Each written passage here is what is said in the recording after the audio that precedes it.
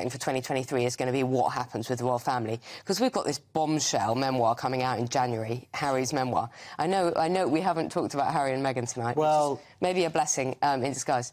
But anyway, I think that is going to be really interesting to watch, and how he deals with it, because at the moment, you know, Charles and William are just basically dealing with it by not dealing with it. Yeah. So I'm just really kind of intrigued to see, well, A, what do Harry and Meghan do now? They've been shouting and screaming and saying all this stuff, and there's been a dignified silence from Buckingham Palace. Well, what do you think then, David? I mean, is it a dignified silence or is it a snub? They obviously didn't get mentioned at all. Prince William did. The messaging of as it were, the imaging of the accompanying VT to the King's speech was very interesting, because it quite clearly set up who were going to be the important members of the royal family during the King's reign. You had, of course, the King and Queen, then the Prince and Princess of Wales, then Princess Royal, Princess Anne, the Earl and Countess of Wessex. There was no Duchess, Duke of York, no Princess Eugenie, no Princess Beatrice, and I think this is showing that what Prince Charles as Prince of Wales said was going to happen, a much more slimmed down, more streamlined, more business-like monarchy is going to come to pass. For the Sussexes, I think it is a dignified silence on the part of the palace, because they realise that there's nothing to be gained by fighting back against these people. All you have to do is give them yet more rope and watch them hang themselves.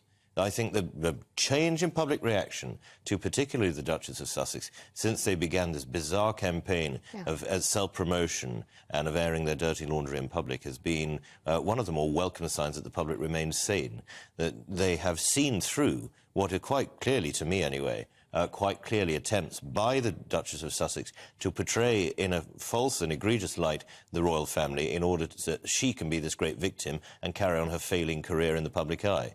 I'm so glad that the people of this nation, and I hope of America as well, have seen through it, and I simply hope that in the years to come her husband will realise it too and come home.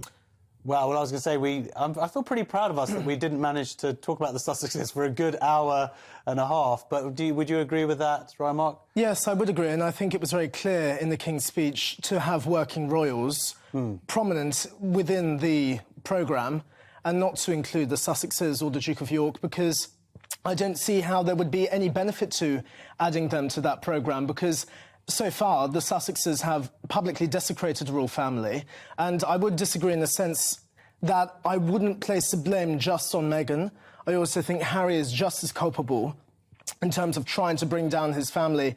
Both participated in this Netflix programme, and they have pumped out so much animosity since leaving the royal family, despite saying they're going to America to seek privacy, yet we're seeing so much media from this couple who are absolutely desperate for attention. I wouldn't be surprised if the Duchess of Sussex is trying to be the next Kim Kardashian. Well, I was going to say, I would argue that it seems like it's more for money. You know, they get the podcast deal, they get the Netflix deal, the book deal, and then, of course, when you are involving the content makers, because of course they're not actually making the content themselves. Oh, they want their pound of flesh. They want to have this controversy. They want to add these images. They want to, you know, and maybe that was somewhat naivety, certainly on Prince Harry's part, to think that that's, you know, no one wants to pay millions of dollars or whatever for just a sort of damp squib of like, oh, we all love each other and we get on. Like, that's not how it works. Yeah, and there are rumours that after the Queen's death, he did try and, you know, take some of the more damaging stuff out of this memoir.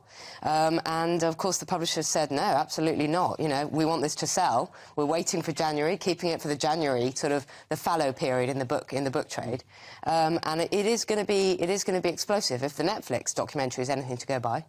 Yeah, I mean, I feel like there was a lot of gas there and a lot, you know, I mean, there was some things, but we'll see how it There's something about the written word, though, that can be a lot more damaging. Absolutely, yeah. Well, we'll see how many people... Particularly if you had a decent ghostwriter. Exactly. Yeah, I mean, he hasn't written it. He's not written it? Oh, my God. I don't think he's read a book, let alone written one. Yeah.